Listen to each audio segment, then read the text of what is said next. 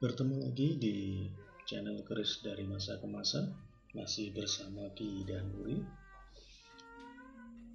Assalamualaikum warahmatullahi wabarakatuh. Salam sejahtera untuk kita semua. Om Swastiastu, Namo Buddhaya, Rahayu. Pada kesempatan yang menarik ini, yang berbahagia ini, kami ingin sedikit sharing sebagai penambah wawasan berupa pusaka-pusaka legenda yang ada di beberapa daerah sebagai warisan leluhur Nusantara. Setiap daerah memiliki cerita, memiliki banyak sekali sejarah yang pada perkembangannya memang terjadinya suatu daerah itu memiliki banyak cerita tentang senjata-senjata pusaka yang begitu melegenda. Pada kesempatan ini akan kita tampilkan beberapa saja. Kita belum dapat menampilkan semua daerah yang ada di Nusantara. Nanti mohon masukan dari sahabat Tosan Aji di Nusantara, sahabat budaya, sahabat penjaga budaya untuk bisa melengkapinya. Baik, mari kita tampilkan satu persatu, dan semoga saja foto-foto yang ada di tampilan video kali ini memang dari sumber pihak kabupaten, daerah masing-masing yang kami ambil, kami tampilkan, dan semoga bisa bermanfaat. Baik, yang pertama di sini ada sebuah pusaka legenda dari Cirebon, pusaka Lut 5 dengan dapur Pudak Sategal. Di sini sebuah pusaka yang cukup hebat ya. Dadernya ini adalah emas ya. Kemudian ada mendak perak, di sini ada janur atau mungkin namanya adalah Pudak Sategalnya. Bagian depan, ini bagian belakang Pudak Sategal, ada rando lumut, ada geneng, gonjo, lambe gajah, ya, kembang kacang juga ada. Kemudian ada sogokan depan dan belakang. Jadi pusaka ini bernama keris Kanjeng Kiai Dukun ya. Ini berasal dari Keraton Cirebon. Pamornya ini cukup banyak disenangi kolektor pusaka karena pamor miring dan kelihatan ini perkiraan pamornya adalah pamor belarak, tapi juga bisa pamornya adalah ron genderu ya, karena memang belum diwarangi secara maksimal. Jadi perawatannya masih pakai perawatan istilahnya dimurnikan ya, alami ya. Jadi memang benar-benar kelihatan besinya, urat besinya. Pusaka yang cukup melegenda ya, dan bagus sekali garapnya. Ya, terima kasih. Kita lanjutkan. Yang kedua, pusaka berwujud tombak. Pusaka ini adalah pusaka legenda dari Kabupaten Madiun. Ini ada namanya ya. Pusaka ini bernama Tombak Kiai Balabar. Foto ini kami ambil pada saat atau dari Kabupaten Madiun saat pusaka ini dilakukan penjamasan oleh sesepuh yang merawat pusaka tersebut.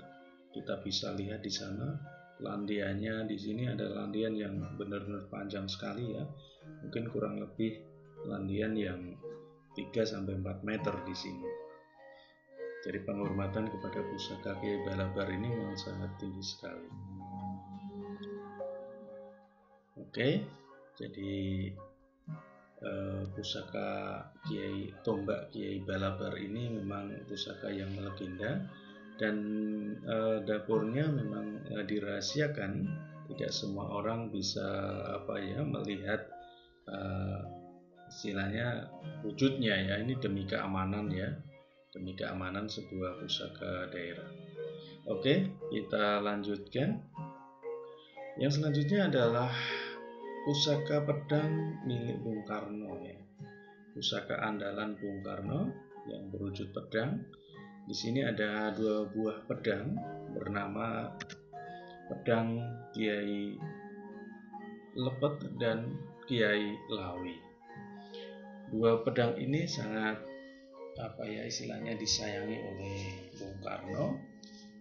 Dan dapur pedang ini adalah dapur pedang Luwuk ya, dapur pedang yang memang sangat melegenda di era kerajaan Blambangan.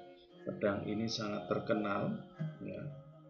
Jadi pada masa pemerintahan Majapahit Blambangan ya, di sana cukup viral beradu pusaka-pusaka andalan. Salah satunya adalah pedang Luwuk ya. Di sini ada pamor akepnya. Pamor akepnya di sini yang di ujung yang setengah lingkaran ini. Kemudian juga ada pamor yang lainnya. Perlu diketahui bahwa dedernya ini ya, kemudian warongkonya juga dilapisi emas ya. Dilapisi emas baik Kiai Lepet maupun Kiai Lawi. Ini sangat fenomenal dan istimewa ya. Pedang Luwuk ya, Kiai Lepet dan Kiai Lawi.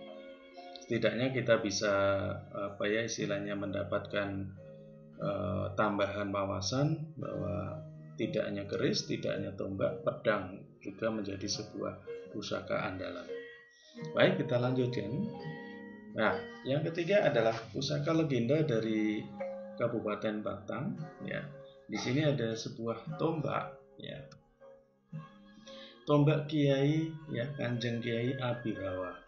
Ini juga sebuah tombak yang cukup fenomenal di Kabupaten Batang.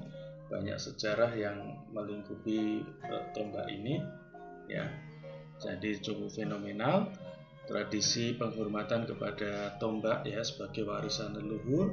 Kita menghormati warisan ini karena memang ada kaitannya dengan perkembangan sejarah kota Batang. Ya, semoga generasi selanjutnya juga memperlakukan penghormatan kepada pusaka ini sesuai dengan kaidahnya, kaidah budaya ya, tidak lebih. Oke. Dan ini disimpan di sebuah gedung pusaka tersendiri ya. Dan di sana yang memang berhak untuk memegang, untuk merawat dan menyimpan mungkin Bapak bupatinya ya, bupati dari Kabupaten Batang ini. Tombak Kanjeng Kiai Abirawa. Oke, selanjutnya ini dari Kabupaten Sleman, sebuah tombak juga. Tombak ini sejarahnya adalah pemberian dari Keraton Yogyakarta diberikan kepada Kabupaten Sleman ya, dengan maksud agar Kabupaten Sleman ini ya memiliki istilahnya tanah yang gemah ripah lojinawi supaya hasil alamnya mendapatkan hasil alam yang terbaik. Nah, kemudian nama tombaknya ini adalah tombak pusaka Kiai Turunsih ya. Turunsih. Foto ini saya ambil ya dari Kabupaten Sleman pada saat tombak ini dijamas ya. Pada saat tombak ini dibersihkan, dirawat ya dengan penghormatan yang sewajarnya sebagai benda warisan leluhur budaya Tosan Aji. Ya. Kemudian para sesepuh juga melakukan penghormatan kepada pusaka ini dari penjamasan, ya, pembersihan. Nah, di sini juga ada ubo rampe. Ya. Ubo rampe kita bisa lihat di sana ada pisang, ada nasi tumpeng dan sebagainya. Ini akan kita ulas nanti di video yang selanjutnya. Semoga saja diberi kesempatan ya supaya apa yang muncul dari istilahnya sesaji ya atau perlengkapan ritual ini secara ilmiah nanti akan kita ulas ya supaya tidak menjadi sesuatu hal yang tidak baik. Jadi para sesepuh di sini memberikan penghormatan kepada benda budaya, warisan leluhur, sebuah pusaka, tombak pusaka Kiai Turun Sih ya, dari Kabupaten Sleman. Oke, kita lanjutkan. Nah, selanjutnya ini sebuah dokumentasi dari Detik News. Saya dapatkan ya pusaka legenda dari Kabupaten Blitar ya, bernama keris pusaka Kiai Pradah ya. Kita lihat di sana ada Bapak Bupati yang memegang sebuah keris di tangan kirinya ya. Di sini terjadi di tahun 2020 ya. Bapak Bupati ini juga tertib sekali dan di sana mencerminkan patuhnya seorang bupati kepada peraturan pemerintah, walaupun dalam kondisi COVID di sana tetap ya melakukan protokol keamanan COVID-19, semua pakai masker, semua jaga jarak ya. Jadi ini benar-benar tertib dan bagus sekali. Nah, tombak pusaka yang akan dijamas di sini adalah keris pusaka Kiai Pradah ya dari Kabupaten Blitar. Dan sebenarnya masih banyak lagi pusaka-pusaka di Blitar ya, yang ini belum bisa saya tampilkan ya, hanya beberapa yang bisa saya dapat. Oke, kita lanjutkan. Nah, pusaka yang selanjutnya adalah berwujud cemeti ya. Ini adalah pusaka dari Keraton Yogyakarta. Nah, ini hanya ilustrasi ya, saya belum mendapatkan pusaka atau foto cemeti ya. Namanya adalah ini ya, sebentar, namanya adalah cambuk pusaka Kanjeng Kiai Pamuk ya. Jadi ini berwujud cemeti pusaka dari Keraton Yogyakarta yang cukup istimewa ya. Kita ilustrasikan berbentuk sebuah cemeti ya. Pusaka ini memiliki energi yang dapat mengendalikan massa. Jadi maksudnya misalnya ada huru-hara, ada demonstrasi ya, supaya tidak anarkis, maka bisa dileremkan dengan cambuk pusaka Kanjeng Kiai Pamuk ini. Ya, jadi tidak anarkis, terus demonstrasinya menjadi demonstrasi yang damai, ya, aspirasinya juga aspirasi yang benar-benar membangun. Nah, ini pusaka yang dipakai untuk pengendali massa dari pusaka Keraton Yogyakarta. Cukup istimewa sekali, panjang sekali. Saya kami tidak menceritakan tentang beberapa sejarah yang cukup fenomenal pada saat pusaka Kanjeng Kiai Pamuk ini dikirap ya. Jadi memang di sana tidak boleh melebihi batas wilayah dari kerajaan Jogja dengan Surakarta ya. Nanti akan ada sesuatu. Nah, ini nanti di lain waktu akan kita ulas beberapa fenomena pusaka. Pada intinya kita melakukan penghormatan kepada pusaka sesuai dengan jatah budayanya. Ini pusaka dari Keraton Yogyakarta. Oke, kita lanjutkan. Masih dari pusaka Keraton Yogyakarta. Pusaka ini berwujud bendera, ya, berwujud bendera. Di sana ada lambangnya Tunggul Wulung ya. Kalau di perkerisan ada pamor seperti ini dinamakan pamor Tunggul Wulung. Nah, bendera pusaka ini pun juga dinamakan Kiai Tunggul Wulung. Sedikit sejarahnya bahwa bendera pusaka ini dari kain kiswah, ya, kain kiswah yang ada sebagai penutup Ka'bah ya. Dan kain itu kenapa dipakai sebagai pusaka di Keraton Yogyakarta? Karena memang hadiah dari Sultan di Arab ya, diberikan kepada Keraton Yogyakarta. Di sini juga beliau dari pihak keraton menghormati pemberian dari Raja Arab di sini ya, kemudian menjadikannya sebagai pusaka Kiai Tunggul Wulung. Beberapa cerita konon katanya pusaka ini bisa menghilangkan wabah ataupun penyakit yang tidak medis gitu ya, yang menyerang sebuah keraton kan itu ya. Jadi bisa nanti dikirap. Oke, banyak fenomena dari pusaka Kiai Tunggul Wulung ya. Nanti bisa di search sendiri di Google ya, beberapa fenomena istimewa dari Kiai Tunggul Wulung.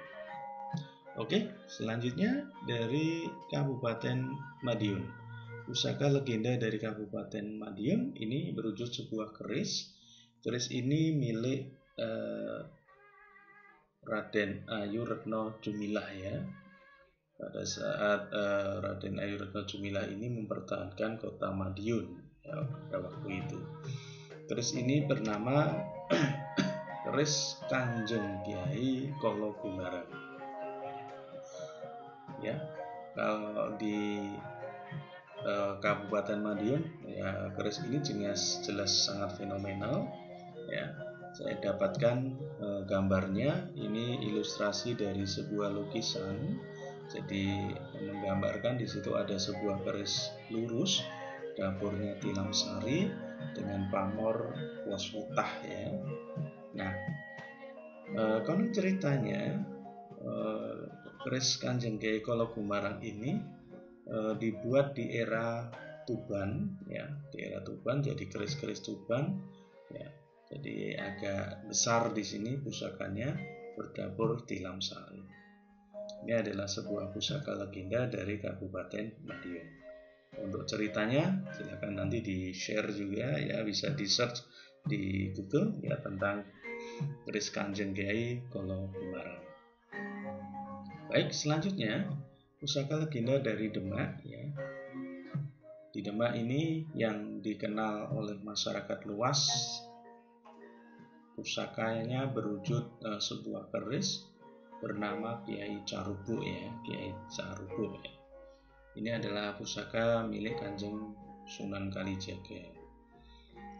Nah, beberapa surat ya, beberapa literatur yang kami baca bahwa sebenarnya ya, keris Kanjeng Kiai Cerubuk ya, kalau dalam literatur atau dokumentasi di sini dari buku yang bisa dipercaya, bahwa keris Kanjeng Kiai Cerubuk ini sebenarnya tidak luk tuju yang milik Kanjeng Sunan itu, tetapi dapurnya ada dapur cengkrong ya, cengkrong lurus ya.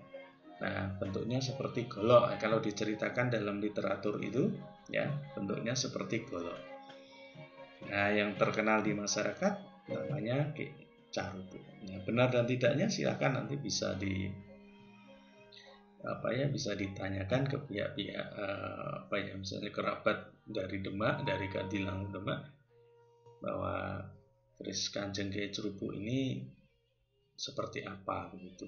Karena pada saat penjamasan ya, keris Kanjeng Kiai Cerubuk atau Cerubuk ini, yang jamas ini tidak boleh terbuka matanya, jadi harus ditutup ya.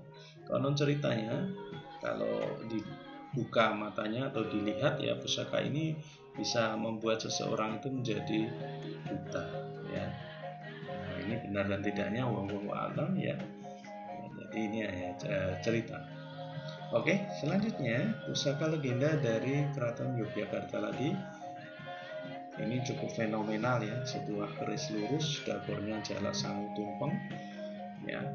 Di sini ada panji wilisnya kelihatannya. Ini ada sedikit aus ya di Wadidang, Desa Rawean Belakang ya.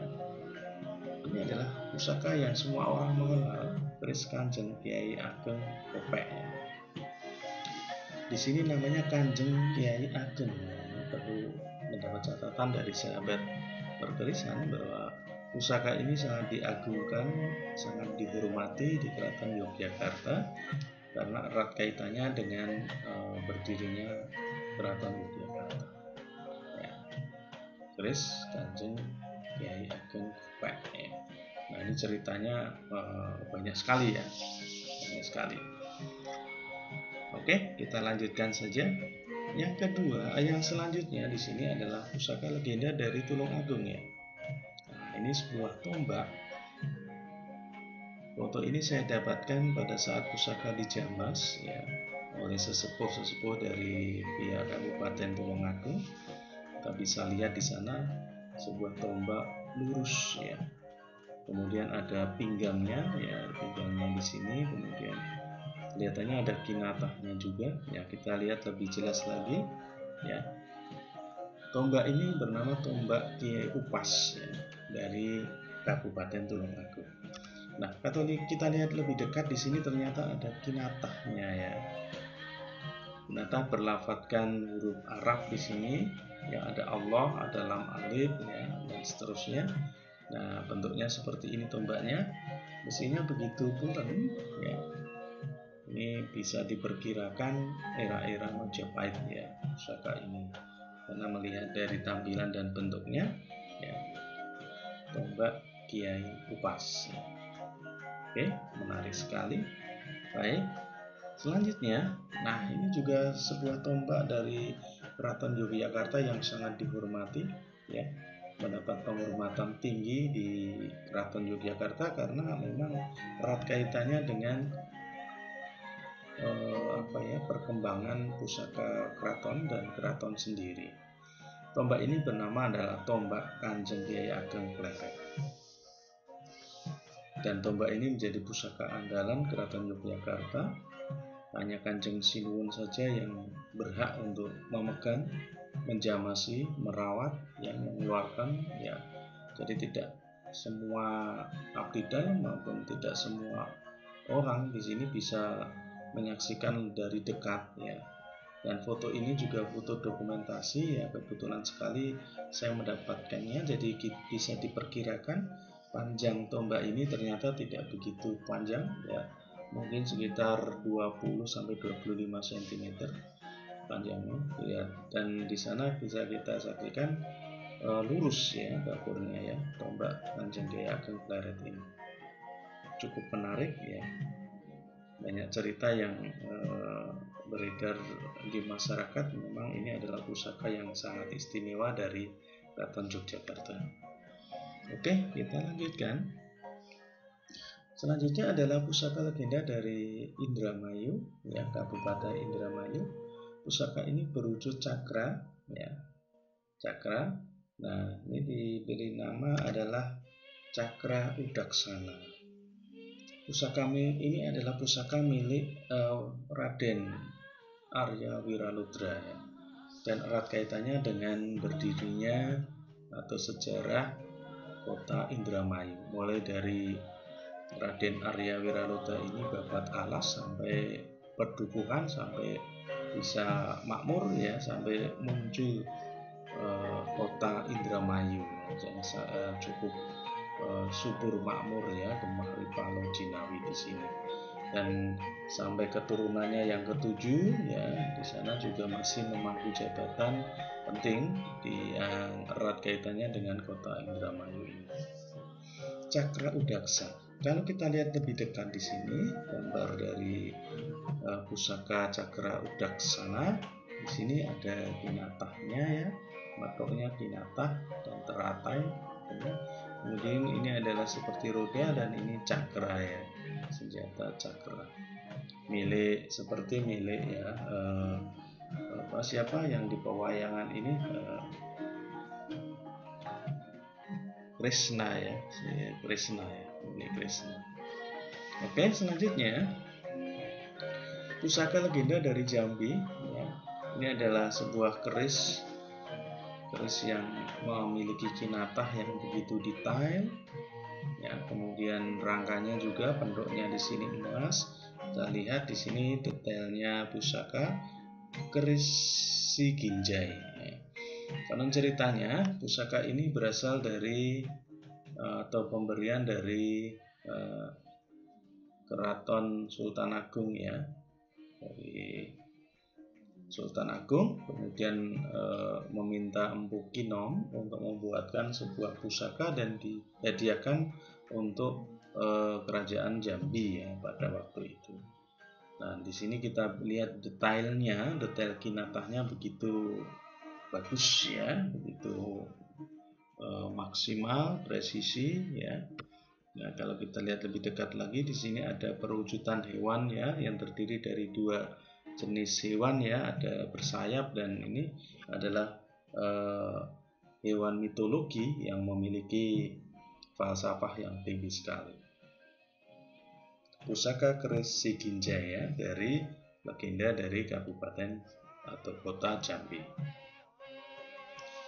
Baik, selanjutnya ya saran dari Ki Danuri terkait dengan keris-keris legenda dari daerah. Jadi setiap daerah ini memberikan penghormatan kepada pusaka warisan leluhur ya, leluhur masing-masing daerah ini sebagai bentuk apresiasi bahwa apa saja warisan yang ada di tiap daerah ini memang harus dirawat, harus diketahui sejarahnya sebagai wawasan ya, supaya kita tidak lupa kepada jati diri ya. Kemudian generasi muda sebagai pewaris ya, di sini juga harus mempelajari ya, mengerti ya.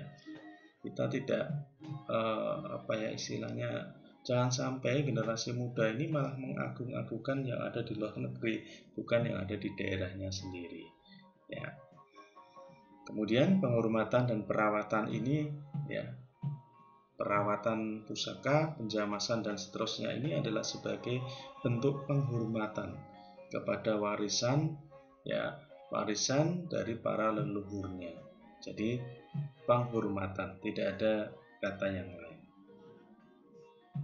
Dan semoga para leluhur di Nusantara ini mendapatkan tempat yang terbaik ya, mendapatkan swarga langgeng ya. Semoga kita sebagai pewarisnya juga mendapatkan berkah dari wawasan ya yang diberikan dari tiap-tiap daerah di Nusantara ini. Semoga bermanfaat ya, dan masih ada beberapa tampilan video yang silakan bisa dinikmati untuk penambah wawasan dari rekan-rekan sahabat budaya perkerisan di Nusantara. Saya kira demikian. Kurang dan lebihnya saya mohon maaf. Wabillahi taufiq wal hidayah. Wassalamualaikum warahmatullahi wabarakatuh.